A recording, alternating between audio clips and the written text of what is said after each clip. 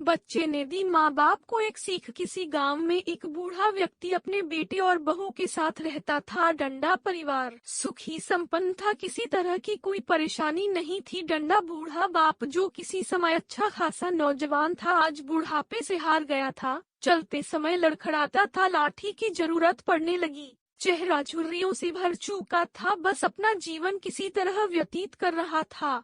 घर में एक चीज अच्छी थी कि शाम को खाना खाते समय पूरा परिवार एक साथ टेबल पर बैठकर खाना खाता था। एक दिन ऐसे ही शाम को जब सारे लोग खाना खाने बैठे, डंडा बेटा ऑफिस से आया था। भूख ज्यादा थी सो जल्दी से खाना खाने बैठ गया और साथ में बहू और उसका एक बेटा भी खाने लगे। बूढ़े हाथ जैसे ही थाली उठाने को हुए, थाली हाथ से छिटक गई, थोड़ी दाल टेबल पे गिर गई। डंडा बहू बेटे ने घृणा दृष्टि से पिता की ओर देखा और फिर से अपना खाने में लग गए। बूढ़े पिता ने जैसे ही अपने हिलते हाथों से खाना खाना शुरू किया तो खाना कभी कपड़ों पे गिरता, कभी जमीन पर। डंडा बहू चिढ़ते हुए कहा, हे राम, कितनी गंदी तरह से खाते हैं, मन करता है इनकी थाली किसी अलग कोने में लगवा देते हैं। बेटे ने भी ऐसे सिर हिलाया जैसे पत्नी की बात से सहमत हो। डंडा उनका बेटा यह सब मासूमियत से देख रहा था। अगले दिन पिता की थाली उस टेबल से हटाकर एक कोने में लगवा दी गई। डंडा पिता की डबडबाती आंखें सब कुछ देखते हुए भी कुछ बोल नहीं पा रही थी।